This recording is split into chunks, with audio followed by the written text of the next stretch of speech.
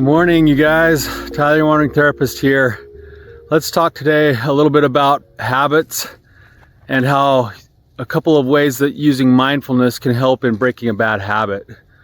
I was just thinking about this on my hike this morning. I was kind of walking along this trail, and there was one part of the trail where the trail has been really kind of washed out and then worn down by bikes and foot traffic, and it's gotten carved deeper and deeper into the trail. And it got me thinking about just ruts and what ruts do. When you drive over something so many times in the same place, it creates a rut, and then the truck eventually can't get out of those ruts if you get your tires stuck in there. And got me thinking about habit and the power of habit, and actually specifically about the book, The Power of Habit. If you haven't read the book, it's a great book. It's entertaining, and it's also got really good information. And it got me thinking about a couple parts of breaking habits. I started thinking about certain habits that I want to break in my own life still. And one of them is I have a tendency to still pick at my fingernails and chew my fingernails occasionally.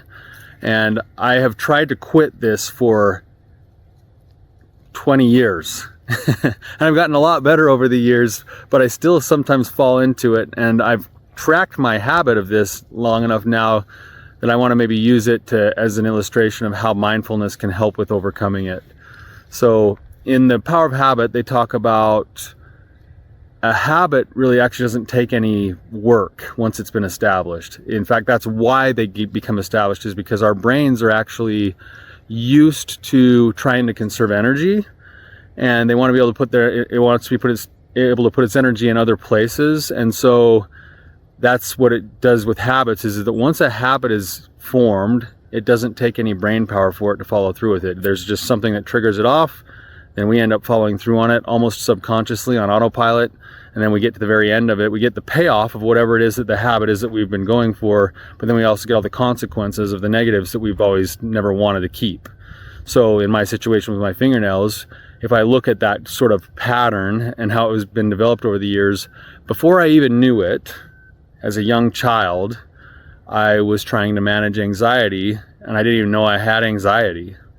And one of the things that I ended up starting to do was to bite my fingernails, or kind of rip the cuticle skin off my fingers when I would start to get some kind of pain, anxiety or boredom. Usually those were the two things. I didn't know that at the time. I just knew I bit my fingernails, and I didn't want to because it was a bad habit and everybody told me that I shouldn't, right? And then sometimes it would hurt, and sometimes my fingers would bleed and all of that stuff, right? Well, if I start to become mindful about those three things, there's a triggering event that happens. There is a pathway that I then typically follow before I get to my bad habit.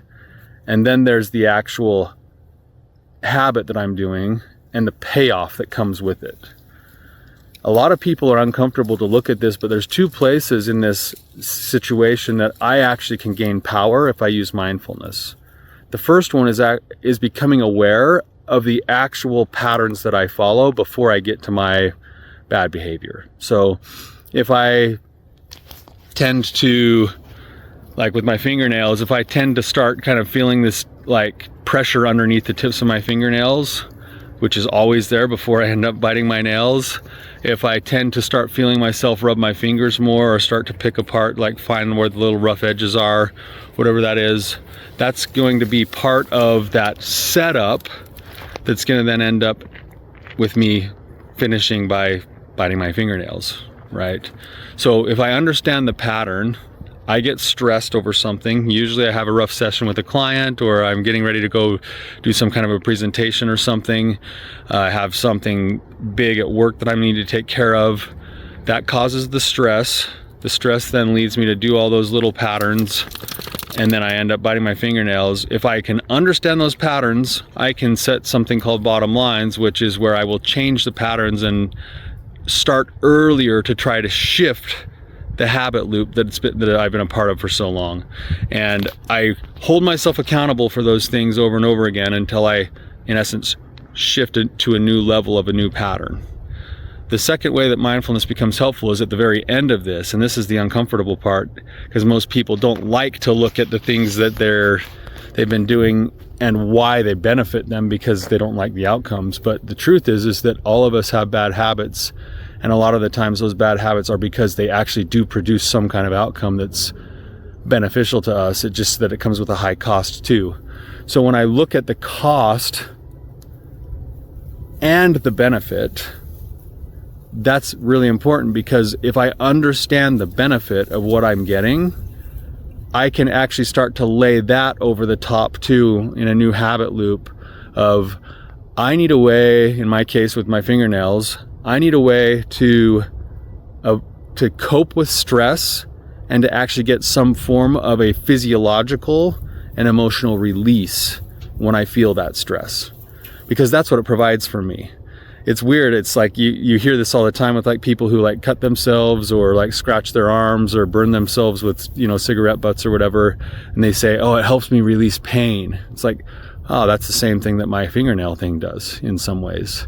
Is number one, it gives me something to do to keep myself occupied and distracted a little bit. But number two, the payoff is that it often releases stress in an unhealthy way through the pain that I feel or through the bleeding that happens, right? So now I need to include into my new habit loop stress relief techniques to be able to release physical and emotional stress, pain, as a part of the loop. And if I understand that, if I'm willing to actually go and look at the payoff, so, you know, you think about a bigger habit than that, pornography use or something, nobody wants to actually look at the payoffs to pornography, but the truth is that you've been doing it for a reason. And if you understand those reasons, you can use those reasons in establishing a new habit loop that's actually more adaptive and going to still scratch the same itch that you've been trying to scratch with the unhealthy behavior. So becoming aware of your patterns, becoming aware of the payoffs, and then looking to change the pattern to a similar payoff without all the negative outcomes is a way to start looking at changing and adapting and breaking bad habits. So hope you guys have a good one. We'll talk to you later. Thank you so much for being here with me. If you found this to be valuable for you, please hit the like and subscribe button. If you're facing particular struggles that you need help with or roadblocks that you're running into, please submit a question. I'd be happy to answer it for you.